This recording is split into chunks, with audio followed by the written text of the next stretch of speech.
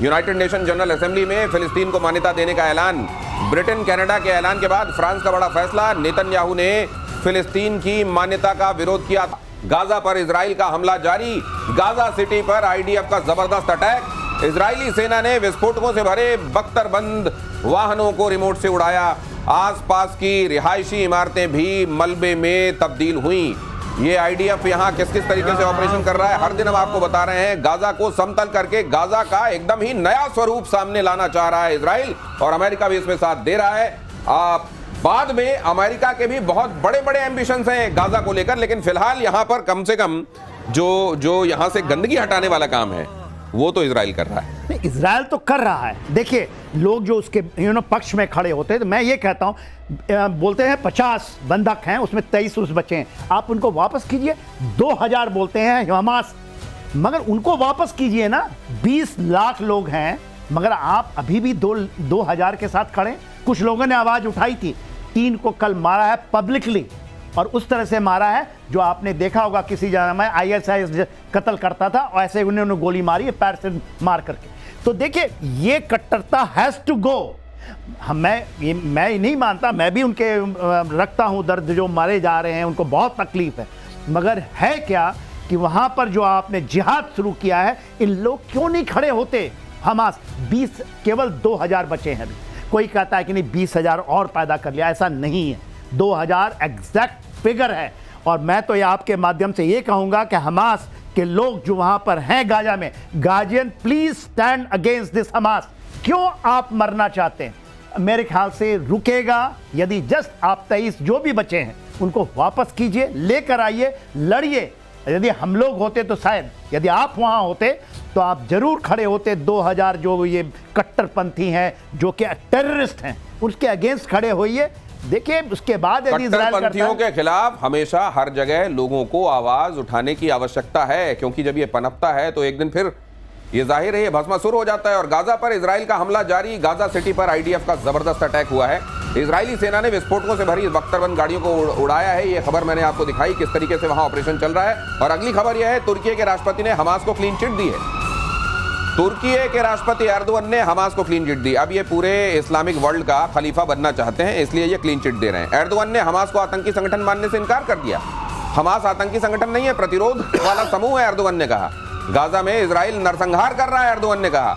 Gaza में हत्याओं के लिए नेतन्याहू जिम्मेदार हैं, एर्दोगन यहां पर आपको यूनाइटेड नेशंस के मंच पर खड़े हुए दिखाई दे रहे हैं। वो कह रहे हैं कि हमास तो असल में एक प्रतिरोध करने वाला समूह है, वो एक रेजिस्टेंस फ्रंट है, वो इस तरीके का कोई आतंकवादी संगठन नहीं है जिसको इजराइल वहां पर हटा रहा है। ये देखिए, ये जो नजरिया है कि हम ये इसी नजरिए की वजह से आज वर्ल्ड सफर कर रहा है सर। और मुझे लगता है कि जब तक दुनिया में फूट डाल कर राज करने वाली जो नीयत है वो कायम है, मुझे लगता है चलता भी रहेगा। एब्सोल्युटली। देखिए, एर्दोगन आज के दिन में हमास को कोई नहीं मानता, इज ए रेजिस्टेंस फोर्स, ये मानते हैं। और कुछ लोग जो हैं अरब वर्ल्ड में भी ये शायद मानते हों, खुलकर नहीं आते। मगर अमेरिका भी इसको एक टेररिस्ट ऑर्गेनाइजेशन बोलता है। इवन यूएन के अंदर में इसको डेजिग्नेटेड टेररिस्ट ऑर्गेनाइजेशन, हमास के ऊपर नहीं, फिलिस्तीनियों के ऊपर नहीं, हमास को मानते हैं। कैसे ये यूनाइटेड नेशन के अंदर में बैटिंग कर सकते हैं? और इन नाटो के सदस्य हैं ये। तुर्की नाटो का सदस्य है। ओपन मंच में इस तरह की बातें करना, मेरे ख्याल से यदि कहते हैं तो पाकिस्तान भी नहीं कहता कि हमास को नहीं कहता कि ये रेजिस्टेंस फोर्स है।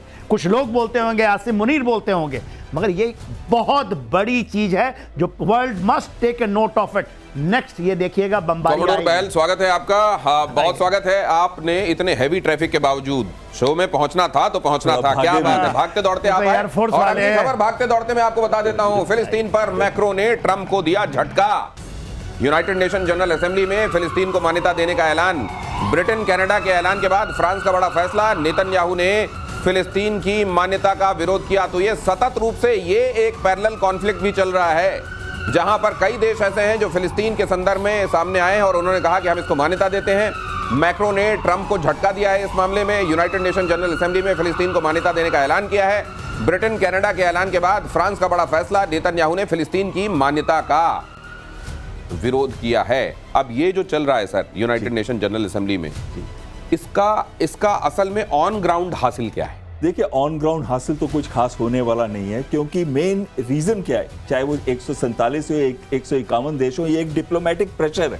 लेकिन नेतन्याहू ने जो करता है, क्या उसको ट्रंप को बता के करता है? ट्रंप को ना भी बताए, जैसे उन्होंने कतर पे अटैक किया, जो कि एलाय है उनका, स्ट्रॉन्ग एलाय, उनका बहुत बड़ा बेस है, तो क्या उसने परमिशन ली थी? ट्रंप कहता है कि मुझे तो पता भी नहीं था, मैं तो सुत्ती पई सी, पंजाबियों बोलते हैं ना, मैं तो सोया हुआ था। तो कहीं ना कहीं अगर ये नेतन्याहू फिर भी अटैक करते हैं, हमले करते हैं, इनको बैकिंग है, 1/3 फंडिंग जो आती है ट्रंप की, वो आती है ज्यूस से, और 1/3 आती है मिलिट्री इंडस्ट्रियल कॉम्प्लेक्स से। दोनों को दोनों चाहते हैं कि इस प्रॉब्लम को एक बारी में ही रिजॉल्व कर दिया जाए। तो कहीं ना कहीं ये कहने के लिए बहुत अच्छा है, ये भी अपने डोमेस्टिक ऑडियंसेस को बता रहे हैं कि देखो हमने तो पूरी कोशिश की थी, क्योंकि राइट्स चल रहे हैं कई जगह पे, इटली में चल रहे हैं और दूसरे यूरोपियन देश में, मैंने खुद देखा एक्चुअली वहां पे प्रोटेस्ट यूरोप के अंदर कैसे चल रहे हैं, लेकिन उन प्रोटेस्ट का फायदा क्या है, जो ऑन द ग्राउंड कुछ कर नहीं पा रहे। तो मतलब ये कल वाले दिन में अगर ये पूछा जाता है कि आप किधर खड़े हुए थे, तो सिर्फ ये बता सकें कि देखो हमने तो ये कह दिया था, और ताकि वक्त पढ़ने पर सनद रहे वाली जो बात होती है जनरल सिन्हा,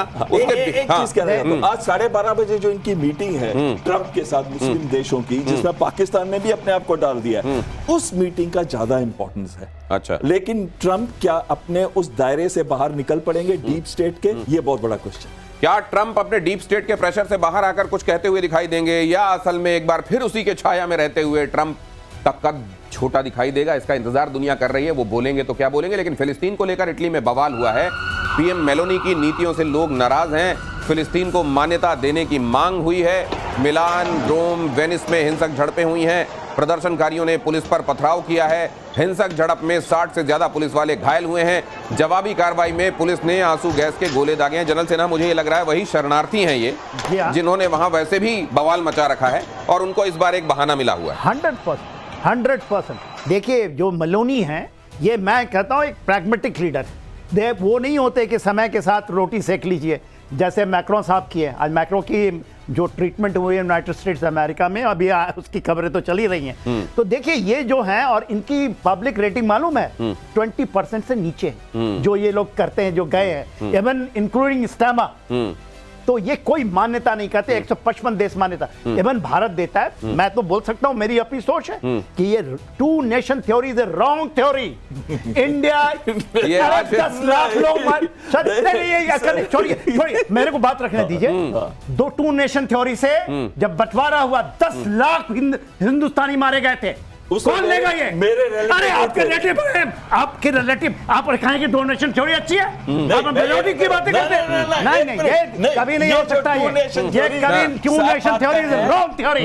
10 लाख इंडियन मारे गए आजादी के बाद, ये कैसे बात सकते हैं? तो फिर क्या आपको क्या लग रहा है, भारत का डिप्लोमेटिक स्टैंड इसलिए है क्योंकि ताकि वो भी कह सके कि वक्त पड़ने पर सनद रहे? 40 से मैंने मान लिया, मैं नहीं मानता 2 नेशन थ्योरी। अखंड भारत बनेगा, अखंड भारत बनना चाहिए। मैं कुछ और कह रहा हूं, कैसे बातें करते हैं आप? एक मिनट, मैं कुछ और कह रहा हूं। मैं कह रहा हूं वो जो 2 नेशन थ्योरी थी, वो एक देश के 2 विभाजन किए गए थे, जबकि जब पैलेस्टीन के लैंड के अंदर बना है इजराइल। साहब क्या बात है, 48 की बात है।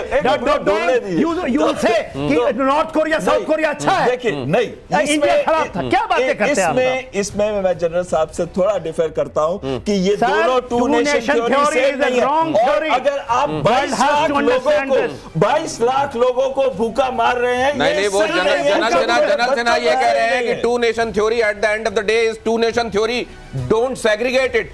That 2 nation theory existed. No, there is a difference. There is a very big difference. क्योंकि 22 लाख लोगों को आप घर कहाँ देंगे? और ये 22 लाख लोगों का घर पहले यहाँ था, ज्यूस के आने से पहले यहाँ पे था। आपको हिस्ट्री भी कर बात हमने करी थी। फिलिस्तीन वाले मामले में आप क्या आप इमोशनल होके सोच रहे हैं? नहीं जी, सुनिए, इजराइल के अंदर में 1 करोड़ लोग रहते हैं, उसके मेरे ख्याल से 32% फिलिस्तीनीज हैं जिनको मिला है वहां का। क्या बातें करते हैं? क्योंकि ये जो चीजें हैं, जो नैरेटिव पैदा, क्या सर हिलाने से नहीं चलेगा? जाके पढ़िए, या तो आपको ज्ञान हो, 1917 की हिस्ट्री से देखिए सर। hatred छोड़िए ना अभी सर। फिलहाल इससे आगे बढ़ना पड़ेगा, मेरी खबरें रह जाएंगी सर। फिलहाल आगे बढ़ता हूं। पेरू की क्या बातें सड़कों पर कर रहे हैं? जेन ज़ी का प्रोटेस्ट, राष्ट्रपति दीना 32% बोलुआर्टे के फिलिस्तीनी खिलाफ वहां पर। विरोध प्रदर्शन। पेरू के लीमा में सड़कों पर भयंकर बवाल, पुलिस और प्रदर्शनकारियों में भिड़ंत। प्रदर्शनकारियों को पुलिस ने खदेड़ा, पुलिस ने छोड़े आंसू गैस के गोले। जहां भी दुनिया में अनरेस्ट है, प्रतिशोध, हर एक खबर आपके सामने लाकर रखता है। और ये खबर भी आपके सामने, यहां देखिए एक बार फिर से, राष्ट्रपति के खिलाफ विरोध प्रदर्शन हुआ है। पेरू के लीमा में सड़कों पर भयंकर बवाल हुआ है, पुलिस और प्रदर्शनकारियों के बीच में भिड़ंत हुई है। प्रदर्शनकारियों को पुलिस ने खदेड़ा और आंसू गैस के गोले छोड़े। ये यहां पर जो चल रहा है सर, ये इसका पेरू का बहुत हिस्ट्री है सर। 1980 से लेकर 2000 तक यहाँ लेफ्ट विंग मूवमेंट थी जिसको सप्रेस किया था। 70,000 के करीब लोग मरे थे। उसके बाद ये जो अभी की डीनो है, जो अभी की प्रेसिडेंट, इन्होंने एक एक्ट पास किया है कि कोई भी आर्मी, जो मिलिट्री है, पुलिस है या फिर गवर्नमेंट एजेंसीज है, उनके ऊपर कुछ नहीं कर सकते तुम, क्योंकि वो एक्ट के अंतर्गत अगर वो ह्यूमन राइट वायलेशन करते हैं तो कोई प्रॉब्लम नहीं है। लेकिन साथ में करप्शन, 5 पास्ट प्रेसिडेंट्स जो हैं इधर के, उन लोग करप्शन केसेस में जेल में। अभी लेटेस्ट जो है वो 13 साल की जेल उसको मिली है। और ये जो डीनो बोल रही है, वो खुद भी करप्शन में लिद है। इस वजह से जेन ज़ी सड़कों पे उतर आया है। तो देश सेवा के नाम पर करप्शन करने वालों के लिए ये बहुत बड़ा संदेश है। देश सेवा करने की कहते हो तो करो, दिल से करो, लेकिन